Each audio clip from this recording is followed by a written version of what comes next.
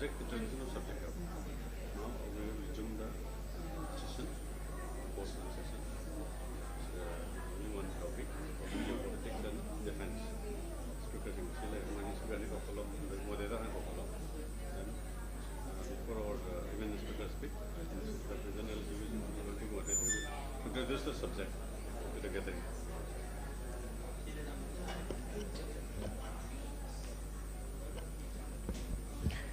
Ladies and gentlemen, welcome all of you once again. Today's post-lunch session, and this will be the last and fourth session of this national conference. And we have the topic, geopolitics and defense.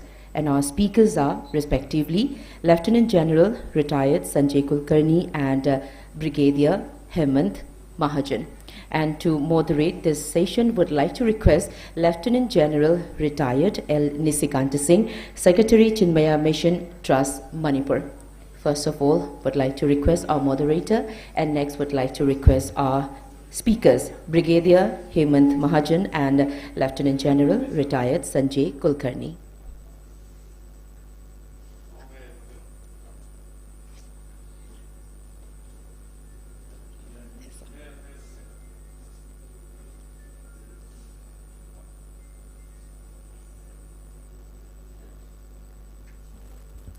Before the presentation, our moderator, Sir, Lieutenant General retired L. Nisikanta Singh, will introduce the topics.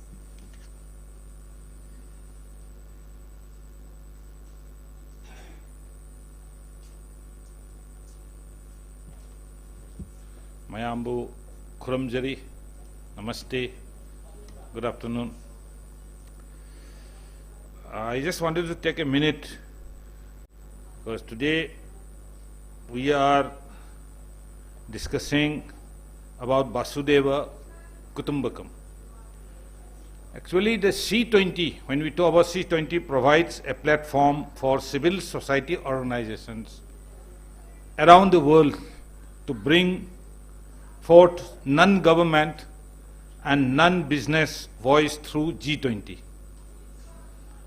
and a space through which the CSO can interact with each other and provide a better society.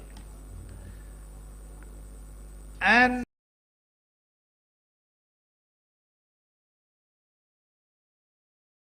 strong emphasis on the need to appreciate the differences among the various living beings, various population, various society, various countries, so that we have a common trait and we are able to bring about the oneness to this world. If this is the background, some people ask me, why defense and geopolitics? Okay, very interesting question. So I say, let us take our most holy book. It is a conversation between two warriors in the middle of a battlefield. Okay, and we have learned from it how to live above. Now again, going further back to the mythology, Bhagwan Sri Ramchandra ji was compelled to attack Sri Lanka at that time. It is not that he wanted to capture territory, but his wife was kidnapped by Ravan. So he had to invade. And he did not just go for a war. He sent his emissary initially. It did not work out. After the battle was joined, at the last phase of the battle, he sent again Vibhishan that persuade Ravan that why he wants to lay down his life. But he did not agree, so the war was fought, and we all know what happened. But what we forget is that he did not occupy Lanka. Lanka did not part of Ayodhya kingdom. Okay. And he made Vibhishan the ruler of Lanka. Now, very interesting story. Similar thing happened in 20th century. We had a country known as East Pakistan. Okay. And there was a problem. there was atrocities committed, there were crimes being committed against the humankind. And Indian Defence Forces had to go in and liberate that country. After liberating that country, our forces did not stay back in the East Pakistan or now Bangladesh to occupy that country. We came back as and when the time was. Is Indian Defence Forces has always been for defensive. We have no territorial ambition. We do not want to go and attack any other country, but anyone coming to us will be given a befitting reply. And lastly, when you talk about defense, as Swamiji brought out, one thing we have been taught right from the beginning, the nation comes first. The nation comes first. The man that I command, means people who are working with me, my soldiers, come next. And me and my family comes last, always and every time. This is what has been ingrained into my brain from the time I wore I wore the uniform.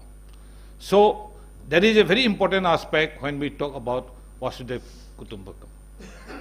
Without waiting any more time, I will request Brigadier Mahajan. Brigadier Mahajan is a colleague of mine. He is well known in the defense circle and various circles for his research, for his speech, and he is a, I will put it this way, soldier educationist, soldier intellectual. Okay, so welcome, sir.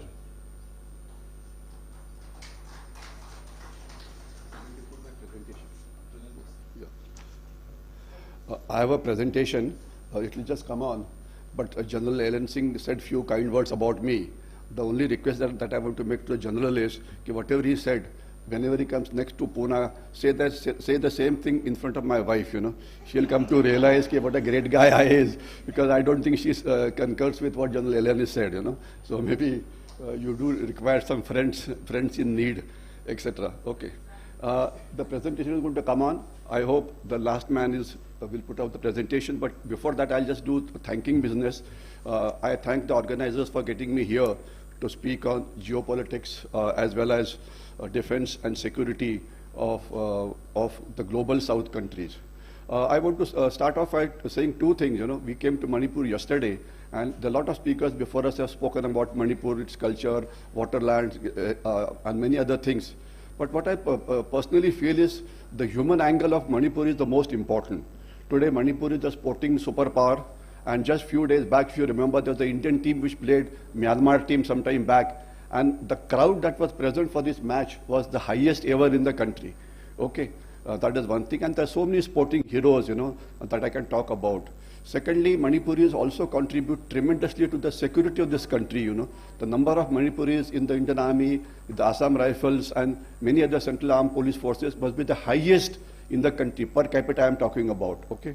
That is second part that I want to talk about. And third part is the Manipuris have a lot of connection with Maharashtra, the place from where I'm coming right now. A lot of Manipuris come for education to Pune, etc. And they are studying in Mumbai, they are studying in Pune, they are studying in Dombivli, they are studying at so many other places.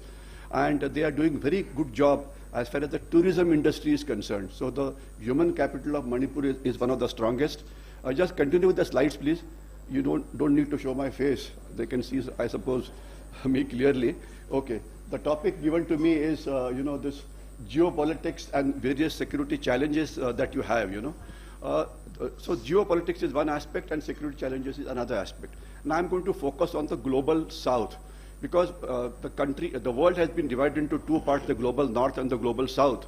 Global north are basically the prosperous countries, the bigger countries who are doing well. And the global south, if you look at the geographical map, they are generally the countries who are on the southern hemisphere, most of them. and they are not developed. Economically, they are backwards. They face a host of challenges, etc. And nobody does anything about it. Yeah, next slide, please. Now, what happens is, all that is written that I don't want to talk about it because Vasudhaiva Kutumbakam has been spoken so many times. But when General Ellen requested me to speak about it, I just tried to find out. There are a lot of bodies which are there, like the United Nations General Assembly, the United Nations Security Council, and then there are 45, 50 other various forums are there. How much time have they spent for resolving the issues which pertain to the global South countries? And my research, General Ellen, showed me that not even 15 to 20% of time was spent on that. Almost 70, 80% of time was spent by these countries, be it USA to guard interest, be it China to do intrusion somewhere or the other, the European countries. The United Nations is basically it's a kind of an organization which is completely dominated by the veto power countries, and they have no time at all for the challenges which the global South countries or the poor countries face, you know. And when they start talking about it, they give you advices which are very, very impractical. For example, global warming, etc. They want you to do things which they did not do for 40 years, and they want you to do it right from the beginning. They say don't burn coal, etc. So they are just not really bothered about the challenges that we face in the global South. So India is actually becoming a voice for these countries to discuss these issues, debate these issues, come out to a workable solution. Next slide, please. So today the world is in complete turbulence. There's a stagflation which is going on. Economies are in doldrums. There are a lot of problems as far as growth is concerned. And in this, India is one of the brightest spots in the whole world. We have been able to weather all the storm that came our way, and we have done very, very well. I don't want to get into each line, you know, because the slide warfare is such that one can speak for 10 minutes together on each of the point, but I'll just make some representative points, and all of you are intelligent enough to understand the meaning, because one of the challenges that you face after lunch is whatever you want to say has already been said by somebody who's there, the quotations, the slides, everything. And then also another challenge is, after a good lunch, the Manipuri thali was very good. I can vouch for that. But well, that is then the time to go to sleep, you know, rather than listen to an intellectual discourse. So therefore, the crowd definitely decreases. And I can see a lot of empty chairs which are not there in the morning, you know. Maybe we are not responsible for it. It is scheduling that is responsible for it. Others, some people will take it because the military officers have come, the crowd has decided कि अभी क्या सुनना है, ठीक है? Well, I don't think that is the reason. Okay, go to the next slide, please. You can take 5 minutes of mine. Okay. Now, the challenges are many. Now, what we need to do is, we need to analyze the challenges, compile them into various headings, and thereafter work out solutions, because the solutions is what we need to do. And go ahead, please. The basic issue is that when we talk of global South, for the ease of understanding, I have divided them into 4 parts. First is the Pacific Oceania states. There are 12 of them in the Indo-Pacific. A lot of things are happening there. Second part is the Asian countries and some of the poorer countries of the Asia, like Maldives, etc. You know, they have another set of challenges which is very, very uncommon. Third is the South America and the Central America, also called as Latin America. They have a set of security challenges which are quite uncommon. It is related to that particular region. And the last is the African countries. In fact, talking of the African countries first, just last month there was a seminar held in Pune in which 44 African country chiefs came to Pune, and they gave their presentations, and India suggested what are the challenges that they face, and more important, what can you do about it. And India is going to help them to build up their security forces in a big way, but that will be a long story. Go ahead, please. So I have divided my talk into these 5 major headings. What are the challenges that we face? The first is the geopolitical challenges. Then are the challenges which various regions face. Then I'll try to make a common kind of a denominator as to what are the challenges which everybody faces. And then more important is an action plan to ensure that we are able to overcome these challenges. Okay, go ahead. Now, Global South was a term which was coined some time back. I will not get into the definitions. Less developed countries, economically backward countries, countries which came out of colonization, etc. Leave aside that. But the fact remains, even after the United Nations has come long time back, none of their problems has ever been addressed in a unified manner. So India has taken a lead in this particular thing to find out what are the problems that they face, and once you identify the challenges, then of course you can find solutions to it. That is what this slide actually means. Now, when we talk of geopolitical, geopolitical is, can it be a challenge? Can we work together? If you work together, maybe the challenges can be less. I'll just give you two examples of geopolitical challenges. There's a group of countries called the OPEC countries. That is the countries which produce crude oil. Now they hold the rest of the world to a ransom by fluctuating their price, by reducing production, by increasing price, etc. So they are exploiting this. And second is another extreme. In Africa, China, what they have done is they are buying raw material from there at a cost which is 1/5 of the extraction cost, meaning they're actually looting the African subcontinent, African continent, So one set of countries trying to control resources by jacking up the price, by reducing production, and another exploiting resources from a global south, which are not even given the correct price which is required to be given to them. So the winner in this case are the global north countries who are the winners, and the losers are the global south countries. So basically, if you have to see the challenges that are there, if you go in for dialogues, you go for diplomacy, you talk of multilateralism, you talk of promoting economic integration, you talk about following international laws, etc., the solutions can be found much better. I'll just give you one example. International laws. There's a law called United Nations Convention on Laws of Sea, which says that from the coastline, up to the 12 nautical miles, the sea which is there is called the territorial waters of the country, which means laws of the land are applicable there. Up to 200 nautical miles is supposed to be the exclusive economic zone, where you can exploit resources, and up to 350 is going to be the extended exclusive economic zone. It's a world law, but there are these countries, they just don't follow it. What it simply means is that beyond 12 nautical miles, the sea belongs to the entire world. But look at South China Sea. China claims the whole South China Sea belongs to us, and similarly is the case. So therefore, countries are not able to go inside that. There's a salami slicing which is going on in the South China Sea. The aeroplanes which fly over that, suddenly the GPS stop functioning, etc. So there are a lot of challenges this world faces, because the laws of the world are not being followed by these countries. Still go behind only. Show the previous slide. So therefore, what you have to do is climate change, environmental degradation, social justice, inclusion, past interferences.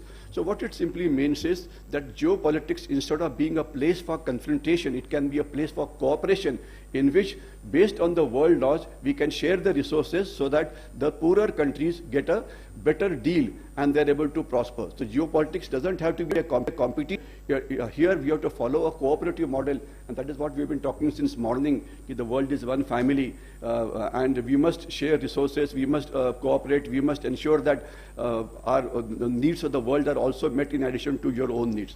Go ahead, please. Now, when you talk of the security, next slide, please.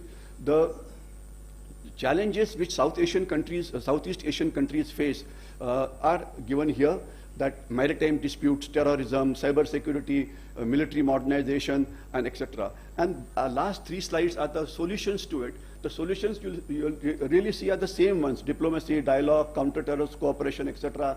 In fact, just to give an example, every country in the world today is facing a problem of terrorism.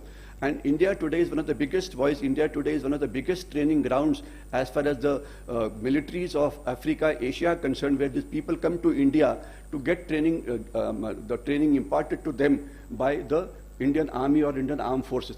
In fact, any time, and in fact, you'll be happy to know that generally it is taken that whenever you have a bright student, the bright students decide to go to USA or Europe for further education, because obviously they feel that education there is better than what it is given here.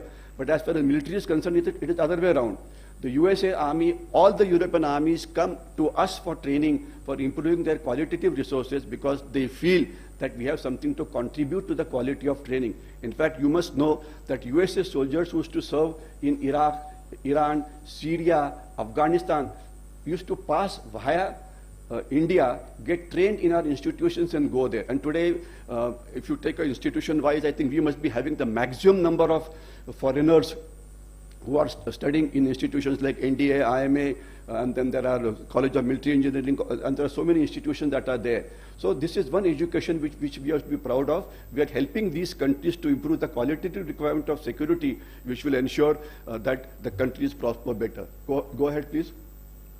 Now, as far as the Asian countries are concerned, they have just evolved a policy called the AMO, in which they basically try to frame rules. This actually, to my mind, is an effect of our global 20 country, whatever we started doing. Suddenly, they just started realizing, okay, why can't we get together as a regional bloc and consider the problems together and find out solutions? In fact, today only I read a very interesting news, that we're talking of global 20 countries, and I showed you a slide on Oceania, etc., those 12 Pacific nations.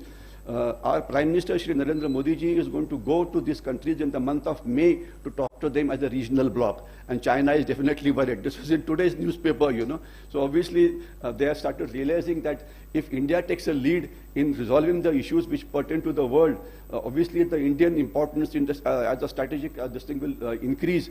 And the other countries which were called as peacekeeping countries, the USA or the European nations, etc., their importance will go down. So while we are also doing many seminars on these issues, but these countries have also now started following our tradition. And I must tell you something very interesting that I saw yesterday. I think it came in the news yesterday. I think most probably after India finishes its presidentship of the G20 nation, the next is, I think, Brazil most probably. And they have said, and Brazil is also going to become a president of the SCO, Shanghai Cooperation Organization. The Brazil has said, SCO on hold, freeze, we will focus only on the G20 summit, because obviously now they have to compete with what India has done or kind of solutions that India has done. Meaning, we have followed a diplomatic path which now many countries in the world are watching carefully and are trying to copy it. That is what credit we can take. Next one. As far as the South and Central American countries are concerned, they face a problem of political instability, drug trafficking, transnational organized crime, terrorism, cyber security, etc. Those problems are well known. So what do you do? If you just read the suggested countermeasures, it has been given there. I will not want to read them one after another, but it simply means that once you have identified a problem, a solution can be given. But one solution that I want to make here is, all these countries, be it South Asian, be it South American countries or Asian countries or Indo-Pacific countries, all of them have what is called as a political organization. But when I did my research, I found that they do not have a military organization by which it can be controlled. Suppose you want to control terrorism in Africa. Is there one organization which is doing it? The short answer is no. So what I want to recommend is, all these particular organizations must have a military cell, a military headquarters, which can be called as a coordinating headquarters, which can share intelligence, share resources, share effort, so that the challenges can be met in a better manner. Political blocks are already existing, but there are no security blocks in the global South countries. Otherwise, Warsaw Pact and NATO Pact and all are there, but not in the global South countries.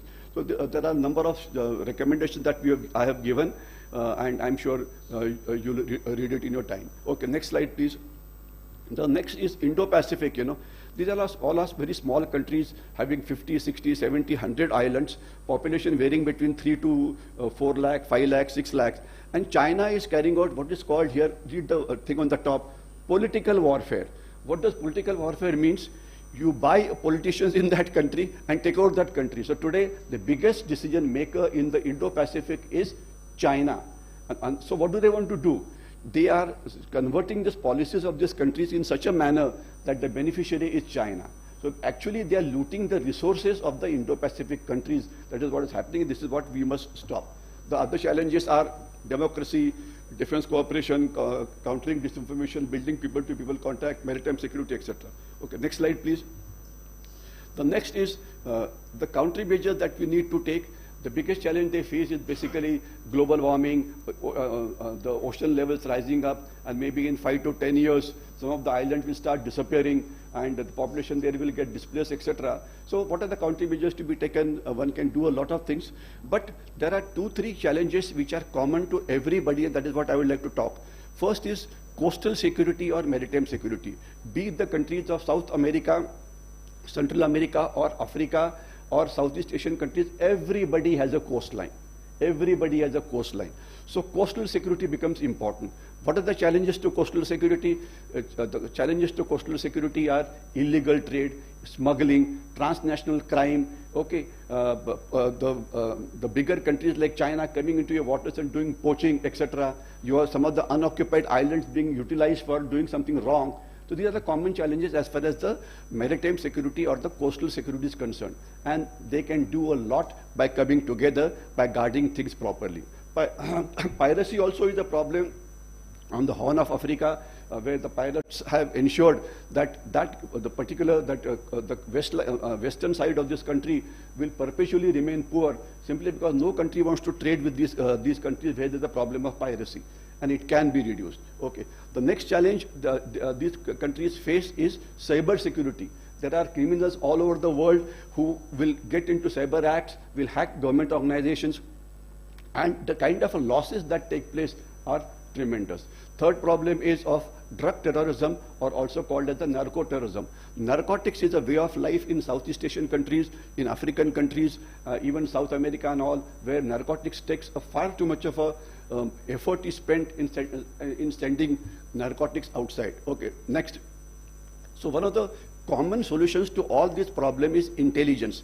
And General Alan Singh was commanding an institution called the Military Intelligence School. I think he's the right man to talk about intelligence, you know. Intelligence is supposed to be the first line of defense. If you are forewarned, you can take precautions to ensure that the challenges don't reach you, and you can tackle them in a much better manner because you can put your resources properly, etc. So intelligence sharing is something very, very important which must be done, and each of these regions must have their intelligence sharing organization, and even at a world level you should have it. It is not that, please don't think that these are not existing right now. So there's a thing called, there's a common policing which is done, but this is being used to only protect interest of certain people, whom we call a terrorist. The national police or the international police organization don't treat them as terrorists. For example, there are certain bodies of United Nations. There are about 45 of them. One of them is an institution called WHO, World Health Organization. What did they do? When the corona struck, they are the ones who misguided the whole world and ensured that it spread faster. If that had stopped earlier, we could have suffered much lesser casualties. By we, I mean the whole world, But they were not bothered about the world. They only wanted to hide, because 40 to 50, 60% of the budget of the United Nations bodies is being given by China. So they speak the Chinese language. They don't want to tell anything which is not convenient to them. So these are the challenges which is there, and what you can do about it is given their financial flows and addressing socio-economic drivers, etc., etc. Okay, next one. Maritime security I have spoken about, coastal security I have spoken about. One of the important factors there is increasing the maritime domain awareness, which means the traffic which is there in the sea, you have to find out which is the traffic which is doing illegal acts. Okay, if that can be identified, then you can make a country secure. There's a very famous quote by Chanakya thousands of years back. He says that it is not the gift of cow which is important, it is not the gift of gold which is important, but it is the gift of security which is most important, because if a nation is secure, then you can progress more rapidly. Next one, please. So what are the recommendations? I have made the recommendations region-wise. I made them together only. I don't want to get into each of the slides, because they are too long. Next slide, please. There are two set of recommendations. One is region-wise and second is together. Next slide, please. So this is, you can see, conclude would mean within the next 1 or 2 slides you will finish off, So there is a lot of things which you can do if you take this principle of Vasudhaiva Kutumbakam. A lot of things can be done together without affecting anybody's national interest. All that you need to do is have time, have patience, have resources, have a workable plan by which you can overcome the problem. Because narco-terrorism, nobody wants narcotics to come in their country. Let's say maritime security, same. Everybody can cooperate. So while there may be certain issues where people have contradictory opinions, so what we need to do now is bilateral issues. Let us keep it aside for some time, and the issues which are of common nature for the humanity, for the global South countries, that is what we need to focus upon. Next one, please. These are the common challenges: counter-terrorism, cyber security, improving border security, strengthening law enforcement, supply chains. and maritime security, of course, we talked about. Next, go ahead, please. And so therefore, what we need to do is, ultimately, you have to have a plan which is region-specific. You've got to have a plan which is country-specific, which will give you actually an action plan to tell you as to what are the challenges they are facing and how do they overcome it. And to do that, they have to improve their security apparatus, which is intelligence committees, then the armed forces, then the police forces, etc. If they are trained well, if they are equipped well, if they are financed well, then the security challenges which these people face will reduce, if not disappear. Yeah, next one. Thank you very much for your patient hearing.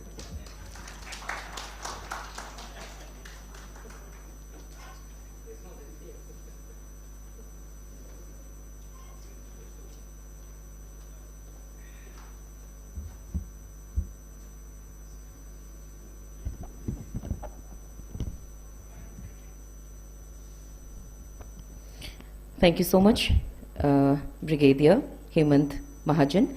And second speaker we have on this topic is Lieutenant General retired Sanjay Kulkarni.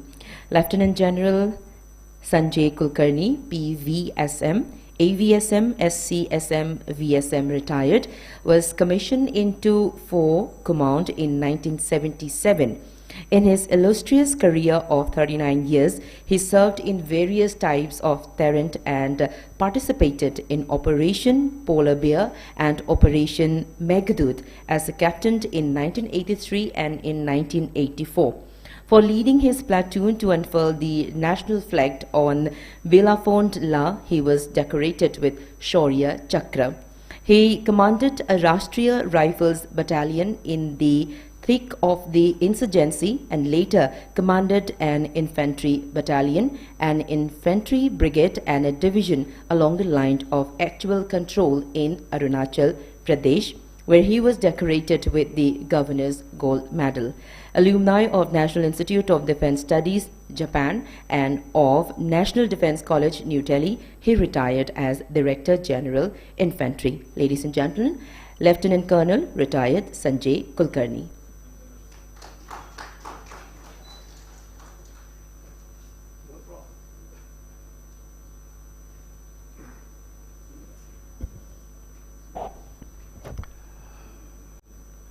Good afternoon, Shri Swamiji Mitrananji, distinguished speakers before me, Jalelen, ladies and gentlemen. You know, there's very little after lunch that you actually get to have to speak, but then since Brigadier Mahajan's covered a sizable number of topics, I would just about touch upon certain things that how we, under such difficult circumstances, face challenges or may have to face challenges. First and foremost, that we know that philosophy and philosophical talks with neighbors, when you have like China, Pakistan and other challenges, it really doesn't work. Because in real life, power flows from the barrel of the gun.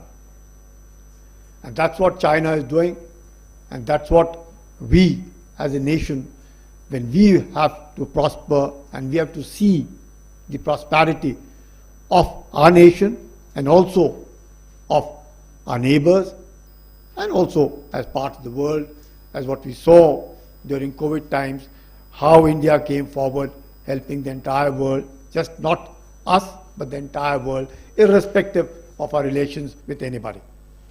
So that is one. The second part that we see is the Chinese philosophy has always been that the supreme art of war is to subdue the enemy without a fight. So they have a philosophy. You have Pakistan as a neighbor, which has all along been in the hands of the army, which has perpetually has a philosophy that they would use terrorism as an instrument of state policy, and they would rather flourish with a hate India policy. So when you have such two neighbors, and we have to ensure we have a population which is 1.4 billion people, and all of them have to be given at least 2 square meals positively and good living. And the question is, how do we do that? Certain nations say, even if I compare ourselves with China, both the nations, when I got commissioned in 1977, were almost at par. And today you find that a communist, autocratic, dictatorial nation progresses at 10% every year for the next about 30 years, brings all its people out of poverty. They also had 400 million people below the poverty line. And they brought all those people above by progressing at 10%. We are a democracy where we take everybody along. And that is where the real challenge lies. When we talk of Vasudhaiva, Kutumbakam, that is where it is important for us that how do we, in a democracy, be able to take everybody along. So when we grow, and we have to grow, if we have to, at 10%, when you grow at 10% per annum, you lift 10 million people from the poverty line. So growing 10% means 10 million. If a particular nation has grown at 10% for a period of 30 years, then you know they have uplifted 300 million people above the poverty line. And a poverty line of most nations could be $2, $3 income. We have much below, about 1.5. At certain times of Tendulkar committee, it was just about 30 rupees. Anybody who earned more than 30 rupees was above the poverty line. So under these circumstances, how are we to ensure that we progress? At the same time, the values are not diluted. And how do we go about it? I can only, having spent 40 years in the army, be able to say, how do we do it? It's the same lot that we have in our country when they join the army, and what happens and transforms them, and how, like what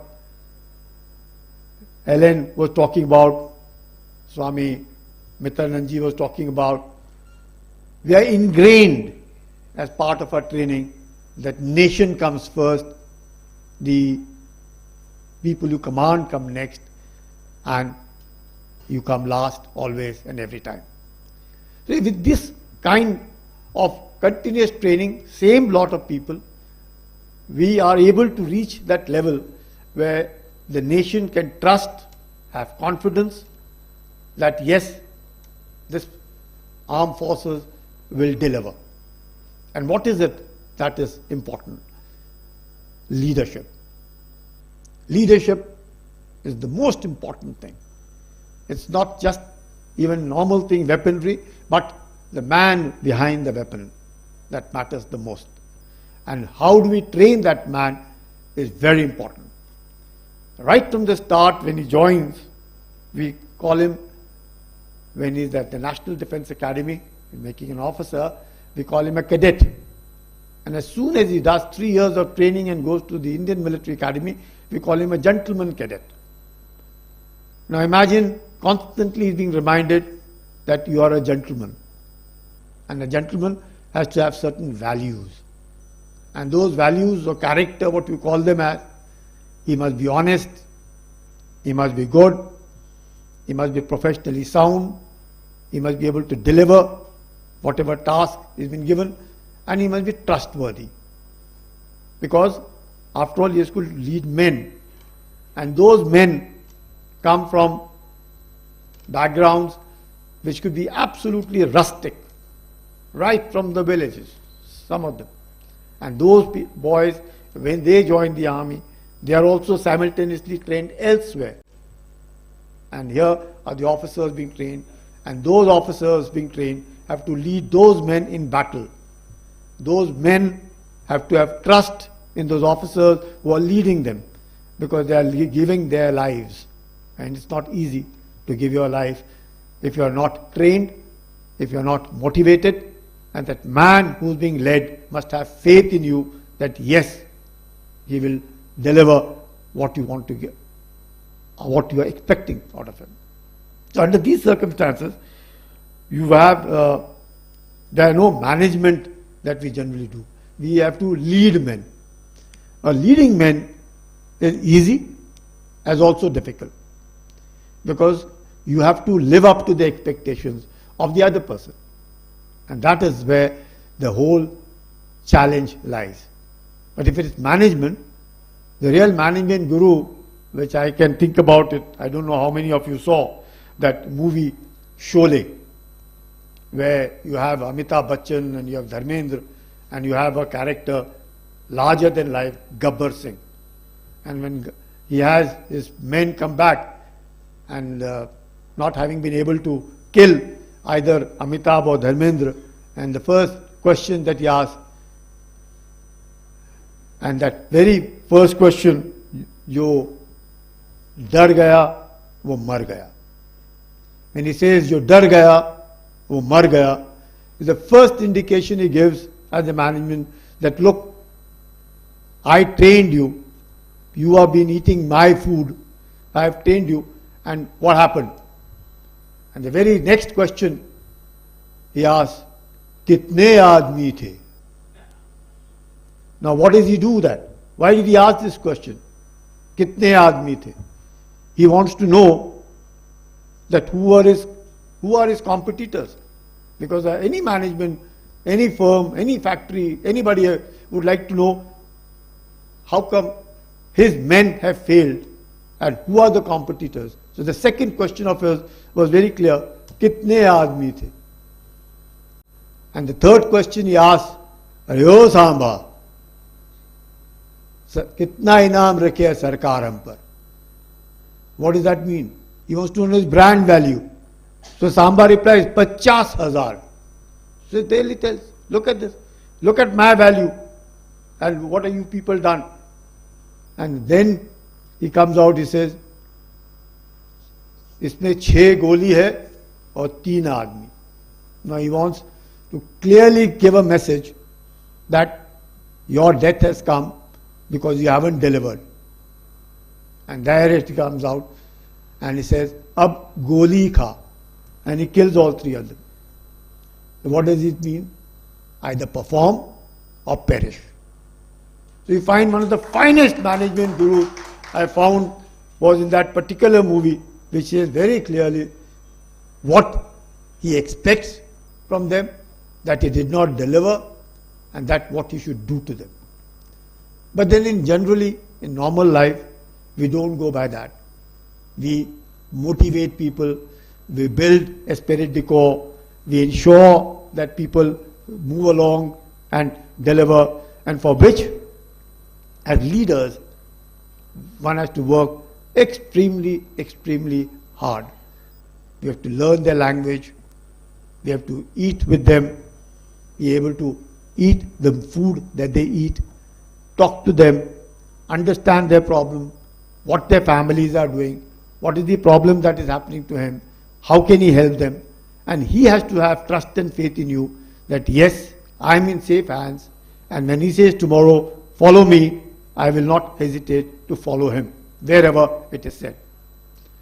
So under these circumstances, I find that a lot of time, we had Aurobindo, 18th century, a man who came from one of the richest families, the Skyong of Bengal, goes to England, studies for 13 years in England.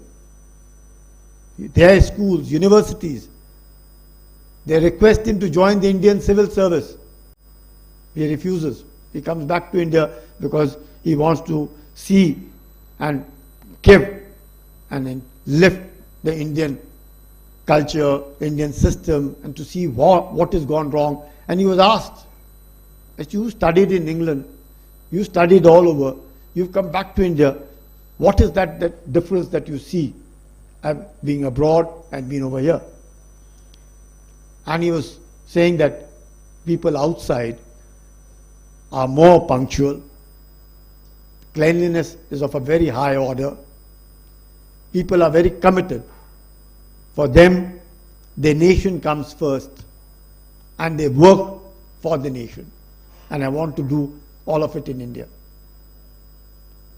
So it is not now, it's 18th century. And who does not know Aurobindo? Everybody knows Aurobindo. Vivekananda. Imagine. He all the time said, if you cannot think of the humanity, think of your country. If you can't think of your country, think of your community. If you can't think of your community, think of your family. If you can't think of your family, think of your wife. But please, for God's sake, don't think about yourself. Rise, lift, go ahead. That is how we'll move. But it doesn't happen. Everybody has been telling us, but there you have Swamiji, Swami Chinmayananji, when he started, same, education, spirituality. Spirituality is not religion. Spirituality is totally different. Religion is dogmatic. Spirituality is nothing. It's all uplifting, meditation, uplifting, knowing yourself, being able to deliver, but very difficult. So I find that much that we all look at the world, but we find that at any point of time,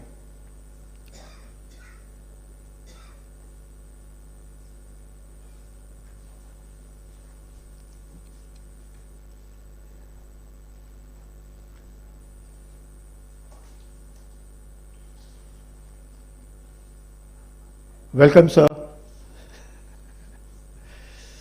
I'll just take 5 minutes.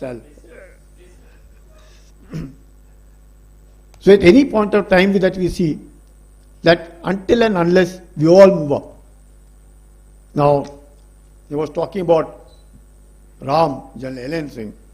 You know, Ram, when we talk about, we see him in various, we see him as a son, we see him as a husband, we see him as a ruler, and of course we see him as a warrior, a rishi, and of course that's the reason why we call him as so when you do see all this, we must realize it at any point of time. When Ram was picked up and from Dashrath, he was called for, and he said, I'll make him into a warrior. And when Ram was being made into a warrior, Dashrath did not trust. And Vishwamitra was told very clearly that one doesn't know how you will be trained, so you take Lakshman also along with you. So both of them get trained. And both into missiles, into what we have named Brahmos, Brahmastra, we have Pinakas, all names of the missiles today that we have existed then. And he was supposed to be Maryada Purushottam. And Bali asked him as to what wrong had I done that you decided to kill me. He said, well, look, the conduct is most important. Your conduct is not befitting. You have been cohabiting with your younger brother's wife. So this is a dilemma unless until a person has character. The nation has character, and that national character is very important for all of us to uplift. So you find that here's Maryada Purushottam, 14 years, and there he comes. You have Mahabharata, 14 days. A war which lasted 14 days, Kurukshetra, not very far from our capital Delhi. What happens over there? You find fight between the two cousins, Pandavas and Kauravas. Kauravas lose. And in a corner lies Bhishma Pitama, about to die with arrows in 100 years plus his age. To be precise, 114 years is his age. And he finds that is on the deathbed. And then Krishna takes all the Pandavas along with him, stops the chariot, short of him, gets down, walks up to Bhishma Pitama, praises him for all that he has done, and guess what he asked for? His last request to Bhishma Pitama was that now that you are about to die, would you mind telling Yudhishthir, the eldest of the Pandavas, how should he lead and how should he rule as a king now that he has acquired this huge kingdom? And the only one nugget of advice that he gave him was, treat all your countrymen as your own. Don't put yourself first, put your men first. The same ethos we are following today. See, that is what we said. The country comes first, your men come next, and you come last, always and every time. So this is the philosophy. This is what needs to be ingrained in all of us. And once those values that morning ma'am also spoke about, values, the values are most important. Character, most important. If we have those values and we have the character, there's nothing stopping from this nation of ours going ahead. I spent 1 year in Japan. I'll just take 2 minutes. And 1 year of my stay in Japan, I was surprised as to how come a nation which had been almost brought down to its knees would rise again to such a height. And what surprised me was education. Total education. In Japan, if you picked up a telephone and you called up anybody, or if the emperor called you up, leave aside anybody, if emperor calls you up, or anybody much senior to you calls you up, you'll be surprised. The first word that comes from their mouth is mushi mushi. He will say. Whoever has called up will say mushi mushi, and the reply from the other end will also be mushi mushi. Irrespective of who's senior, who's junior, nothing matters. In India, you have 100, pick up a phone, if I break that, So there's no hello. Somebody say hello, Ram Ram, Satyakal, Hanji, kaun bol raha hai? Kyun? This is what is amazing. Because the education. Because we don't seem to feel that it's a system. In Japan, every time somebody meets a senior or a junior, irrespective, why is a senior and junior? It is not in the hierarchical structure, age. So even if you saw some cleaner who was cleaning in the hotel or room or something, the first thing you do is bow. Imagine. Can you imagine? Can you ever think in a country like ours that we'll bow to anybody? It doesn't come. It doesn't come. It is not there. It's not as part of a value system. Because for us, hierarchical, maybe over a period of time, has changed. And that hierarchy is different. But there is different. The only difference that you see in Japan is, if it's an emperor, then the person is bowing 90 degrees. He will not look into his eye because he is the emperor. That is the difference. Everybody is working. And if you see in Japan, Occidental living, Oriental thinking. The thinking is totally Asian.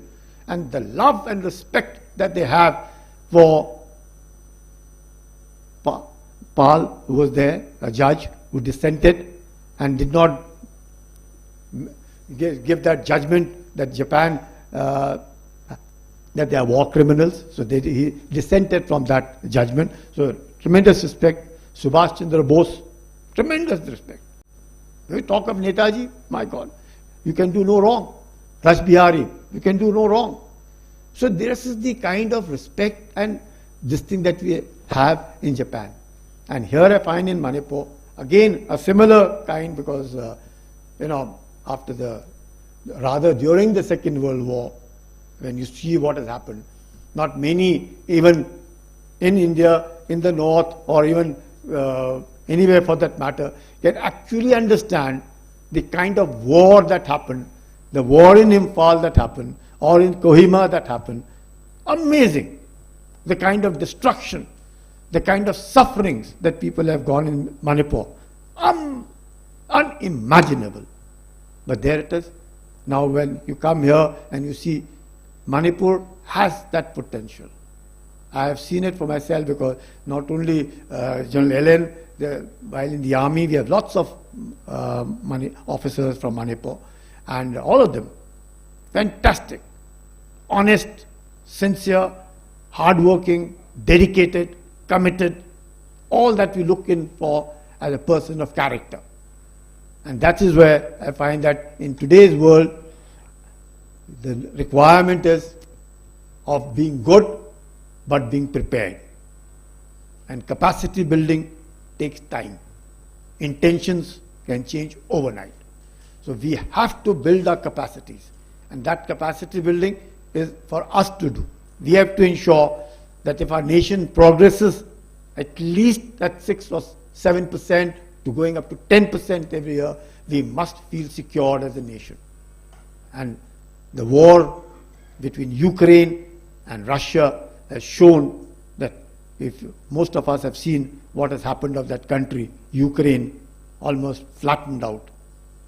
So if you are not Atmanirbhar in terms of security, if you are not prepared to take a war which even Russia would have thought they would do it in 10 days, it's 410th day today, nothing has happened much.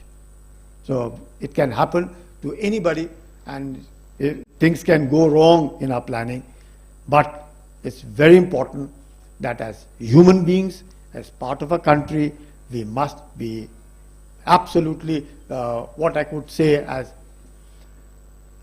men of values, women of values, as nation to be looked upon. And if we have to, as what the Prime Minister keeps talking about, as Vishwa Guru, then we all have to work very, very hard. There is nothing that we don't have. There's everything that we have. Nothing is missing.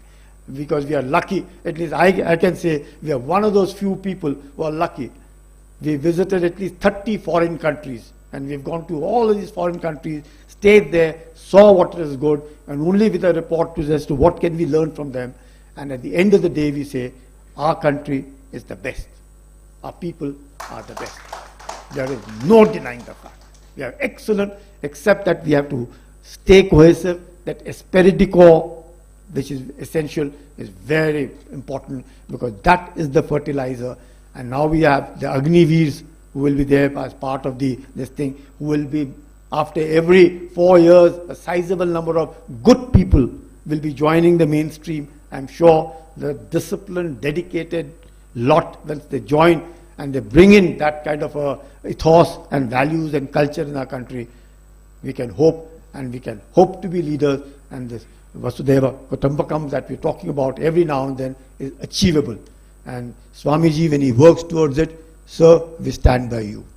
There's nothing that we cannot do, and thank you very much. Grateful.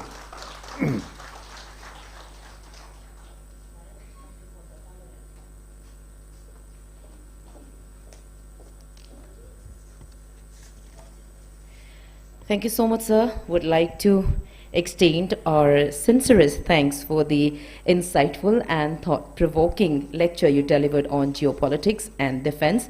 Your presentation highlighted the importance of understanding the role of politics and security in shaping global affairs and provided valuable insights into the current geopolitical landscape. Thank you so much, sir. Now the floor is open for the question and answer session. Okay, we have a sir there.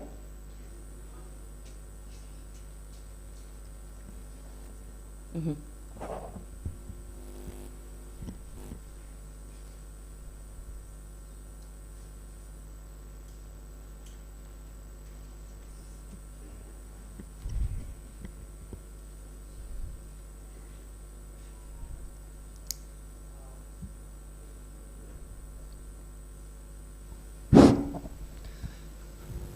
Good afternoon, everyone. I'm Dr. N. Surjit Kumar from Indira Gandhi National Tribal University. My question is to Sir Brigadier Hemant Mahajan. Sir, you have already clearly talked about various issues security challenges in Global South. And also we know that there is one regional grouping so-called IPSA, that is India, Brazil, South Africa, which are all members of G20 countries. So what is the role of IPSA in promoting security challenges in controlling security challenges in Global South countries? Thank you.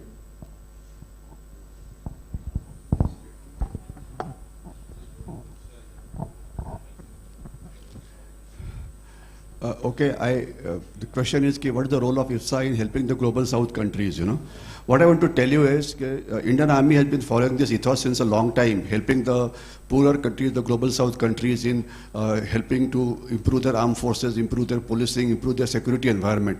In fact, so much so that today we are the largest contributors to the United Nations peacekeeping force. And most of it goes to actually Global South, meaning meaning the African countries and certain countries in East, other parts, So we have been doing it for a very, very long time, and I can tell you that ever since, I joined the Army in 1973, that time used to have 30, 40 people, 30, 40 cadets from different countries being in India, and then getting trained, and then over a period of time, good things being evolved, However, I think one of the biggest weaknesses was that while they were very happy when they were in India, but we did not make an effort to have a workout on an old boys network or something, getting them together as a block, because many of them became defense ministers, many of them became prime ministers in their country, especially in the African countries, but it did not help too much in improving the relationship with that particular country, Like most of the Nepalese, Nepal, Bhutan, everybody studied so much in our armed forces. So one thing is training them is one aspect, but also maintaining contact with them after they have left the Indian shores is equally important, because what happens is security is such an environment which keeps on changing over a period of time. Earlier we used to talk of conventional war, then came global, then came terrorism, then now it is called as grey zone warfare or unconventional warfare or unrestricted warfare, which China is practicing all over. So all that I'm trying to say is that the nature of warfare is changing, and Indian Army does it in a regular way. But I think more important is to have this military-to-military cooperation extended in a much bigger manner, because the challenges are huge. By training 5 people, 6 people, it doesn't help. If I was somebody, I would say we should prepare a security plan, let's say for Namibia. We should prepare a security plan, let's say for Southeast Asian countries, and tell them to overcome the challenges of security that you face. This is the problem that you have. This is the force level that you require. This is the force level that you have today. These are your standards. This is the equipment that you require. This is the resources that you require, and help them to acquire it. So I think what is required is a comprehensive plan rather than just training a few people here and there. Somebody comes to you for cyber terrorism, somebody comes to you for terrorism, somebody comes to you for conventional war, somebody comes to you for maritime security. But by itself it will not help. I think India's biggest contribution should be institutional, that is, help each of the countries, each of the regions to evolve a security plan, and then help them to ensure that whatever is to be, the challenges are to be met, how will they be met with the help of resources. Thank you so much, sir. Next, any question?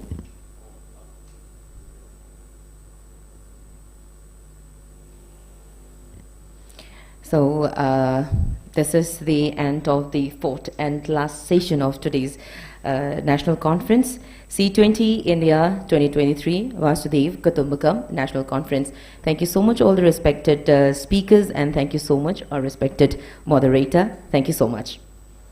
I just want to request you, we should give a clap, a round of claps to the person who asked the last question, Okay, I really admire this stamina. Yes. Because the number of questions being asked was so much. Thank you so much. Thank you very much for giving some importance to security. Generally security is the last session, which means in terms of importance, possibly, I leave it here.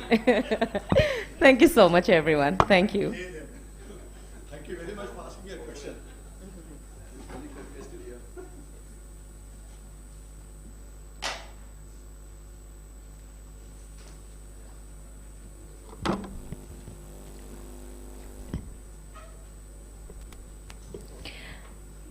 So now to begin the valedictory session, we have with us our respected chief guest, Sri Konthosam Govindas Singh, Honorable Minister for Public Works Department, Youth Affairs and Sports Government of Manipur, would like to request you, sir, to occupy the chair on the dais as our respected chief guest. And next would like to request Sri Swami Mitranandaji, Resident Spiritual Mentor at Chinmaya Mission, Chennai, as our respected dignitary on the dais. And also would like to request once again Lieutenant General Retired L. Nisikanta Singh, Secretary, Chinmaya Mission Trust, Manipur. And also would like to request Professor Shushma Yadav, Member of University Grants Commission, New Delhi. And last but not the least, Sri Moirangthim Ashni Kumar, Chairman, LDA and Trustee, Chinmaya Mission Trust, Manipur.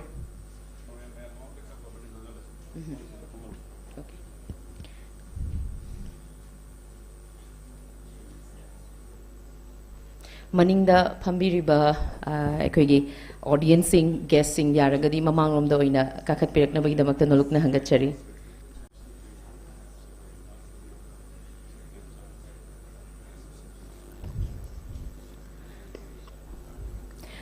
First of all, to honor and felicitate our respected chief guest, would like to request Sri Moirangthim Ashni Kumar, Chairman LDA and Trustee Chinmaya Mission, to do the honor.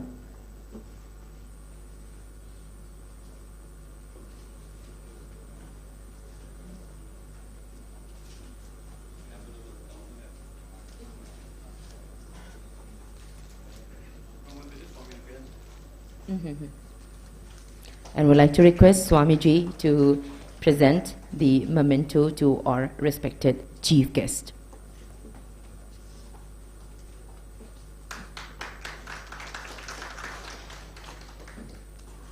Thank you so much. And to present the summary of the previous sessions, would like to request Sri Swami Mitranandaji, Resident Spiritual Mentor, Chinmaya Mission, Chennai.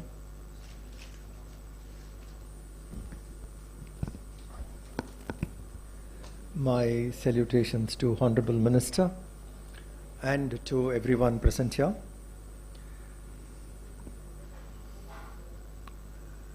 Continuing from the last session, where two brilliant people from the defense spoke to us, I had a lot of interaction with Dr. Kalam, and one of the points which he said is strength respects strength.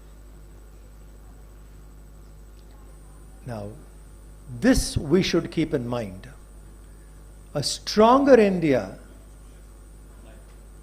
a formidable India alone can save Vasudhaiva Kutumbakam, not a passive, weak India. This we have to keep in mind. That's why the session we had was from the defense side in the last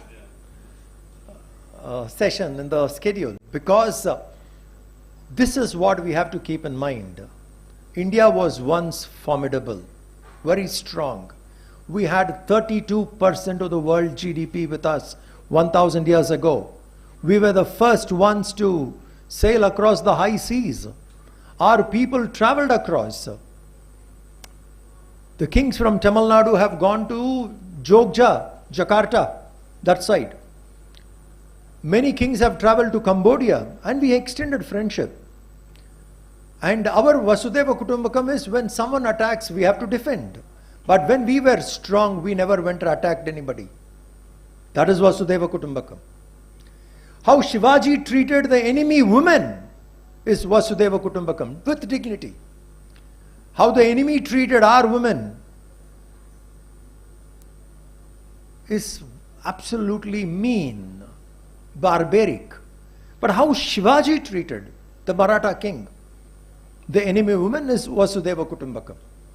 These are the values we had, and we should operate from strength. That's why what Dr. Kalam said, strength respects strength, is very important. A strong India economically, a strong India in defense, a strong India with values only can lead the world. We have lost it for some time, but slowly we are bouncing back. The sign is we are bouncing back. So at this time, when the G20 presidency came to us, the Prime Minister's choice for having Vasudhaiva Kutumbakam as the motto is absolutely brilliant. Because let the world understand that the truth remains, we are one family.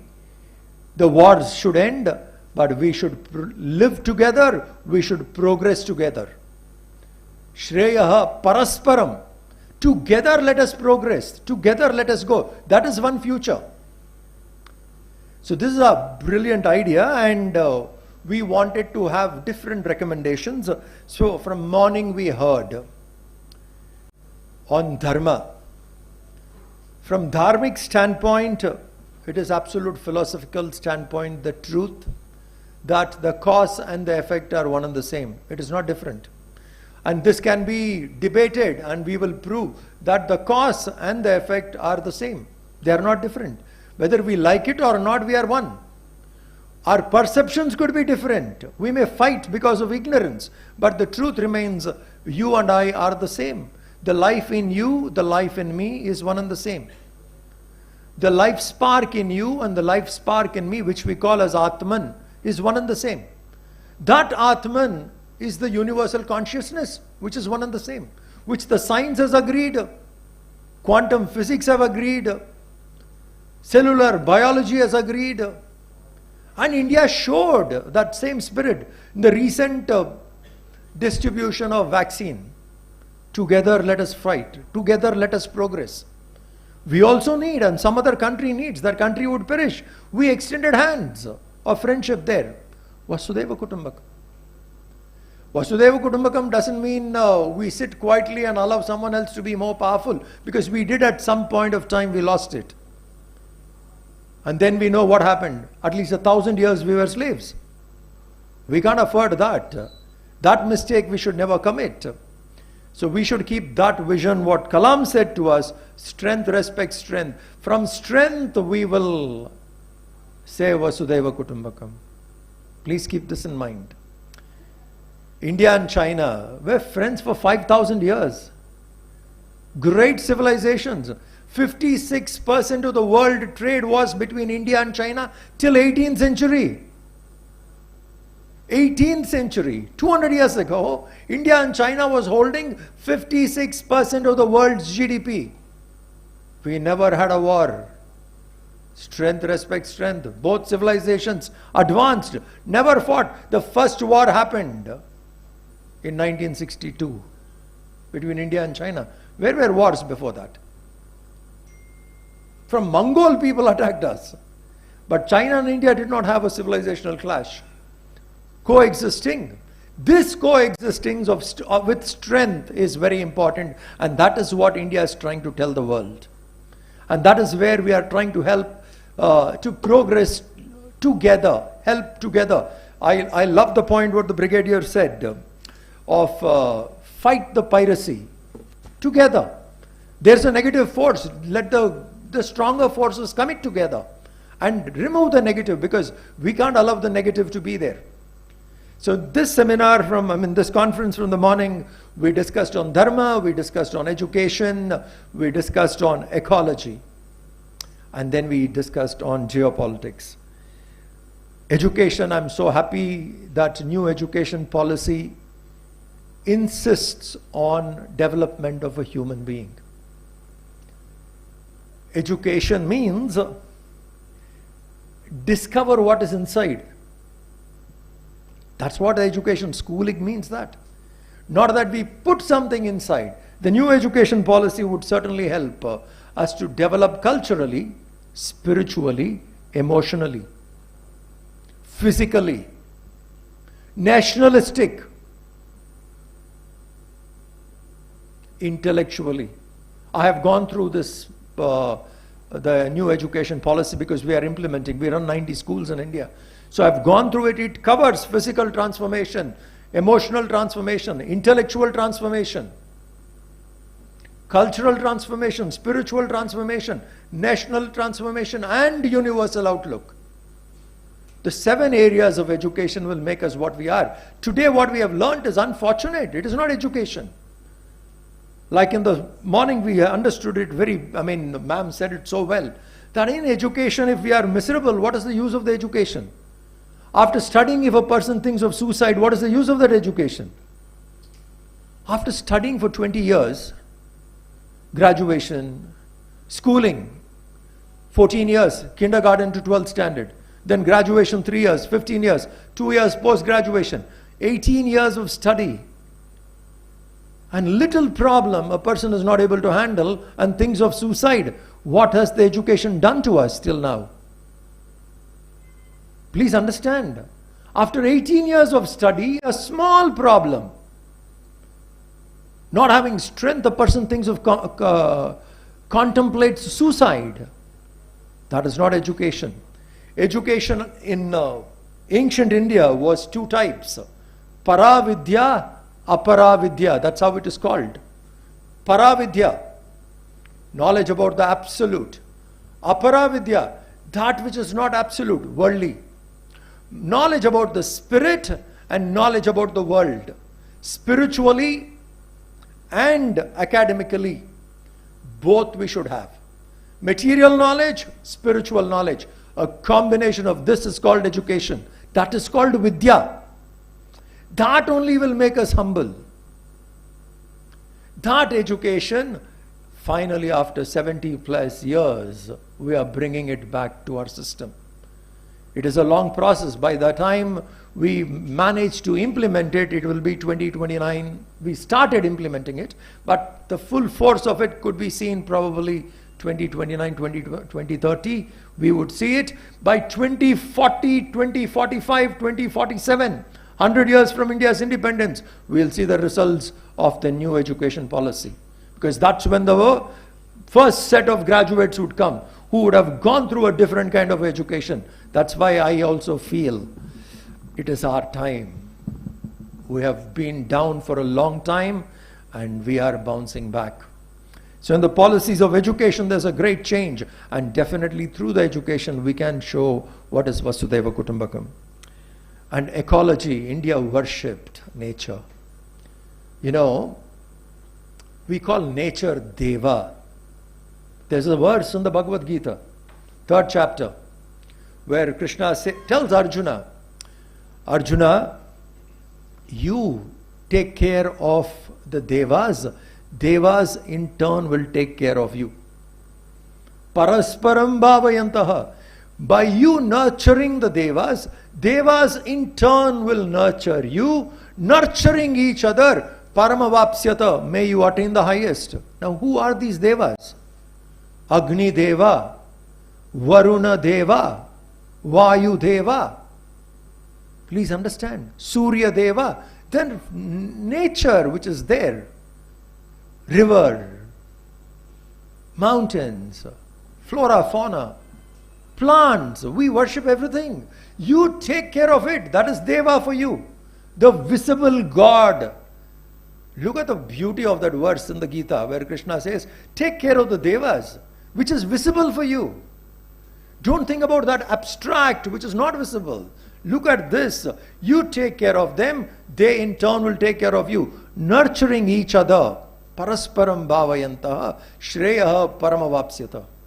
Shreyaha, highest good. May you attain the highest good. This is our philosophy. Somewhere we lost this idea of taking care of nature. And we have gone far away. We do not know the plants in our neighborhood, whereas your grandmother knew everything about it. That knowledge coming down is gone.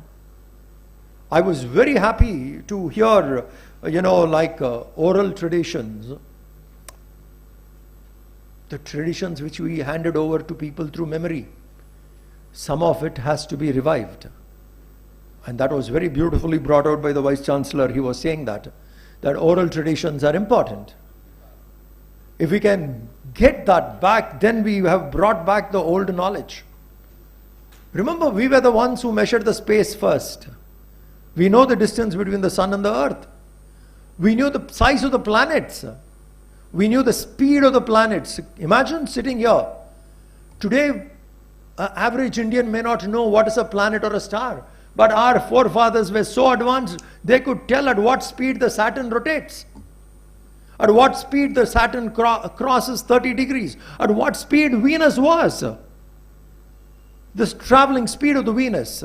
Mars. And what color they are. We measured space first. That's the kind of a generation we were. It's time we come back and together again. That's our strength. Please remember, the more we are together in building Bharat, the more quickly we will do it. Like the army, the gentleman from the army always lived that value, nation first. Why only army should have nation first? Is it not our responsibility? For them only nation first, we civilians, me first. No. Let's be inspired by higher values. May not be others, may not follow. But we living a higher value, we evolve. So that spirit we need to bring. And we should also keep duty first, right last. Don't put the rights in the front. That destroys everything. Hindu culture was not that. Bharatiya culture was not that. It was always duty first. Karmani eva adhikaraste. Karmani eva, your performance of your duty is your right. Ma phaleshu kadachana. Let the fruit follow. You don't aspire for it. So let's move. Let's change our mindset to what I can give than to what I can take. Duty is what I can give. Rights is what I can take. If this shift can come about and take care of the nature, take care of our values, live our dharmic life, I think we will progress. It was nice being here with you. I thank all the speakers who have come from different parts to be here and to inspire us. Your points are very, very valuable to us. We have video recorded the whole thing. We will take this up, take all these recommendations and make a policy draft and give it to the Prime Minister's office for them to take it up with the G20 leaders. And I thank Nishikant Singh, who has been with the mission, and Asni Kumar, who put this up together. It was their effort. I just came sometime back, told them we would like to do this, and both very willingly accepted it. And we were following it up from distance, from Chennai. I was calling up and asking, and Asni said it'll happen, and you did a brilliant show, Asni. Thank you very much. Very well done. I would like those two paintings. Those two paintings.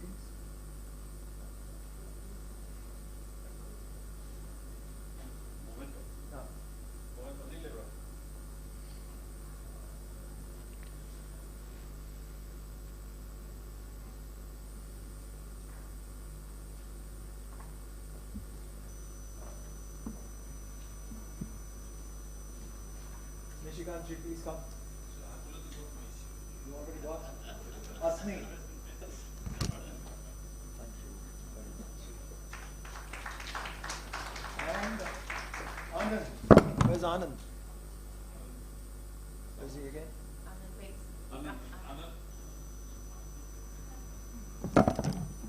He was coordinating with the Chennai team throughout. Good job, Anand. Well done.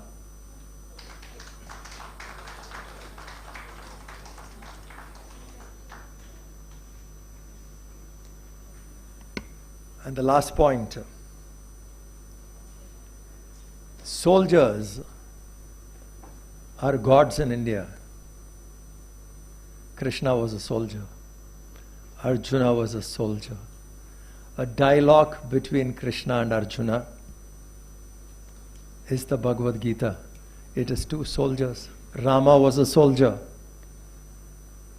So, thank you, gentlemen, for taking your time and being here. Thank you very much. And of course, I'm grateful to Honorable Minister that on request he agreed, and we want him to come to Chennai with his youth. We want to have a youth exchange program. I want some of the youngsters from Manipur to come to Chennai, and I'll bring the Chennai youngsters here so that the Tamil Nadu and Manipur has a cultural exchange. I have made this request earlier. I'm sure we will do it sometime soon. Thank you, sir. Thank you so much for coming. It's all yours.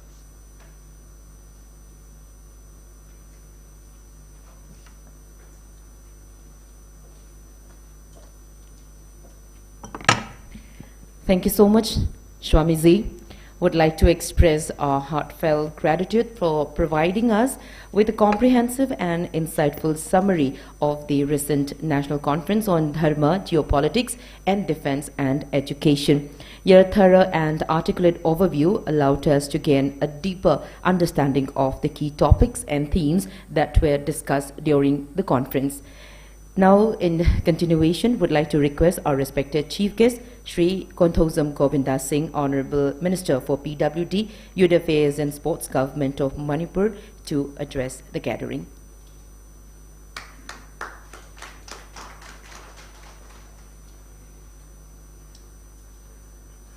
Good afternoon. In fact, all the important issues for this conference have been deliberated since early morning, and I may be the one unfortunate person who could not gather the knowledge which have already been delivered from the morning. But fortunately, I got a little time to be over here. So at the very outset, my deepest respect to Swamiji, who is the mentor of this seminar, respected Professor Sushma Yadavji, member UGC, respected Sri M. Ashwini Kumar ji, Chairman LDA, Professor Sanjeev Sinha ji, Rajiv Sinha ji, IIT Kanpur, respected Lieutenant General L.N. Singh ji, respected Lieutenant General Kulkarni ji, respected Brigadier Hemant ji, and the other distinguished guests,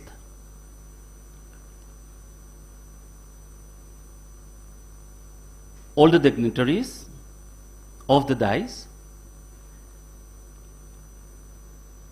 everyone present at this very important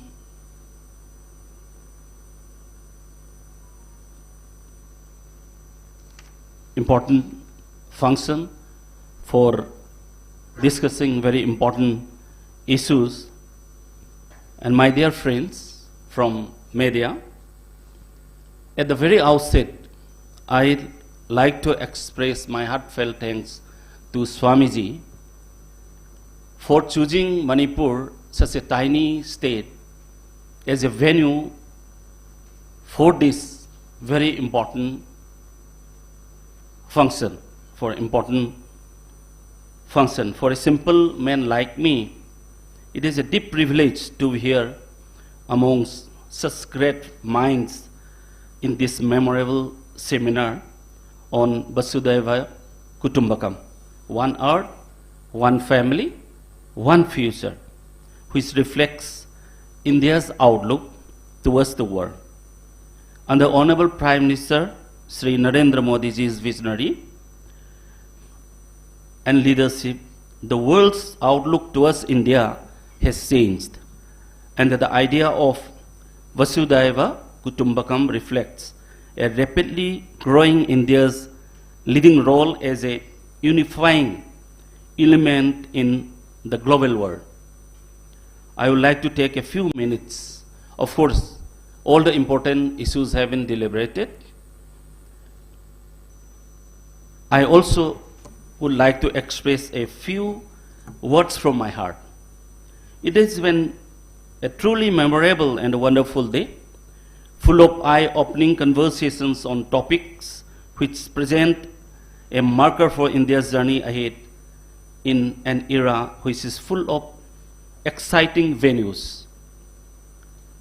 In this context, India's G20 presidency presents unique opportunities, a resolute, sustainable, balanced, and most importantly, an all-inclusive recovery from the major global challenges faced in the past few years calls for a proactive G20, and there is no country better placed than India to lead from the front in this. In this day and age where each and every meaningful opinion can make a difference, the impact potential of civil society organization has no bounds. In this context, the C20 within the G20 provides the perfect platform to present a non-government and a non-business perspective to the G20. Our G20 logo position planet Earth with our national flower Kamal with the theme Vasudhaiva Kutumbakam, one Earth, one family, one future. The Earth projects India's pro-planet perspective towards life, one which is in perfect synchronized with nature, which is exactly what our Swamiji has just delivered. The culture ethos about beautiful state Manipur is one of the most perfect embodiment of the notion that the whole world is one family. Here, different communities have lived together in harmony and have thrived together, learning and empowering each other through multiple generations spanning centuries. I was brought up ingrained with the notion that sense of belongingness to one's nation is a strong belief system that tends to induce one to act in the interest beyond the self, and which I experience.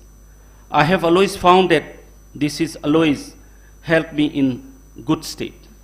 I wish to bring up all the children to have the same belief system that to do good invariably means to think and work beyond the idea of self.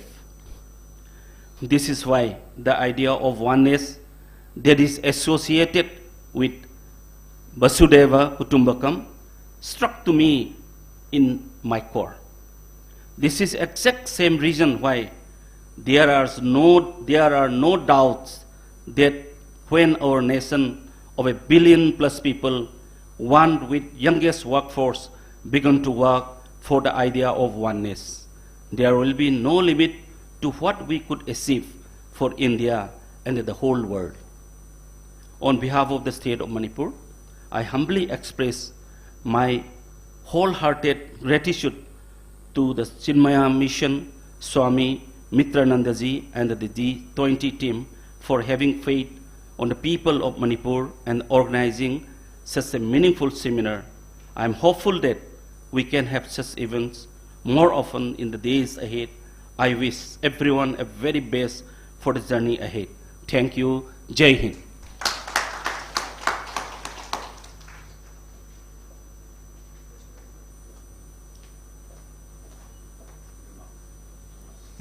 Thank you so much, respected Chief Guest, Shri Konthozam Govindas Singh, Honorable Minister for PWD, Youth Affairs and Sports, Government of Manipur, for that remarkable speech and for sharing your profound knowledge with us. Thank you, sir, once again. Now, would like to request Lieutenant General Retired L. Nisikanta Singh, Secretary, Chinmaya Mission Trust, Manipur, to propose the concluding remarks of this national conference.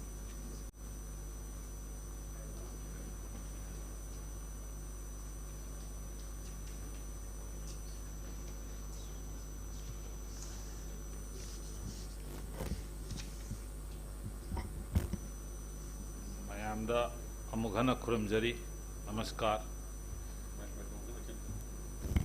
Okay, it has to be repeated again.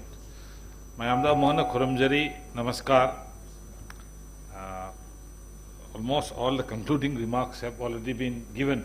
However, this C20 forum where the civil societies can raise their concern with various nations is a great opportunity for all of us.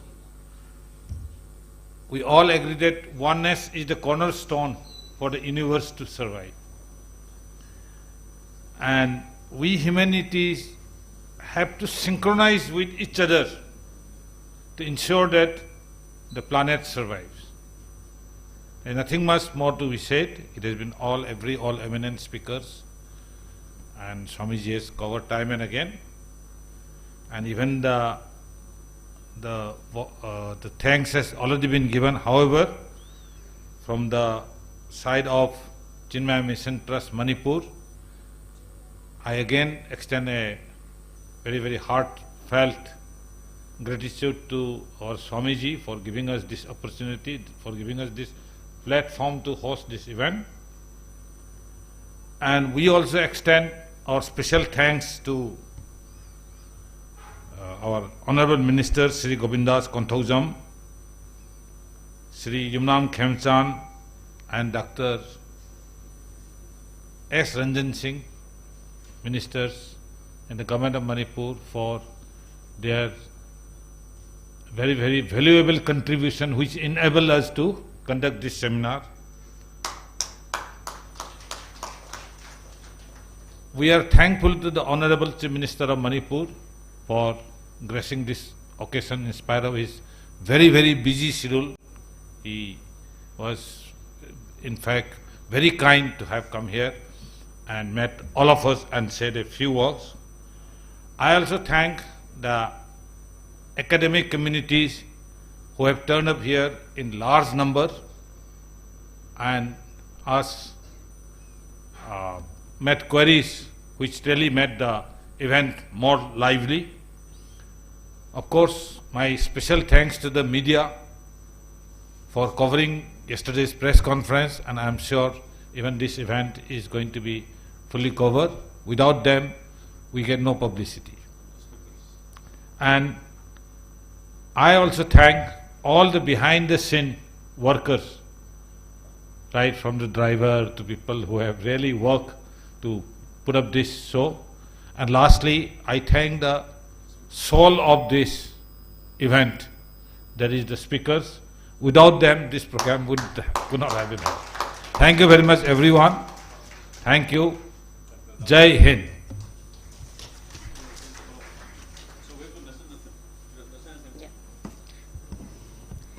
Thank you so much, Lieutenant General Retired L. Nisikanta Singh, Secretary, Chinmaya Mission Trust, Manipur. So as the closing remark of this national conference, would like to request everyone to please raise for the national anthem.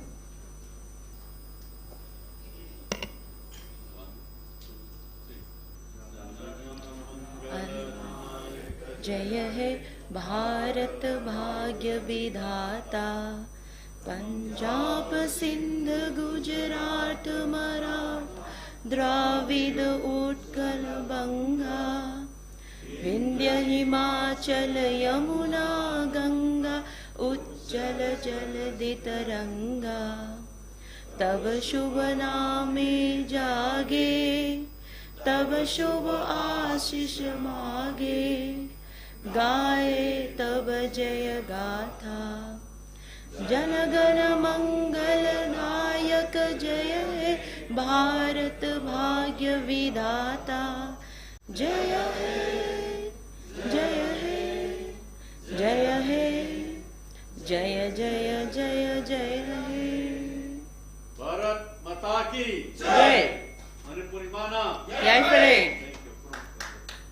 Thank you so much, everyone. Khurumjari.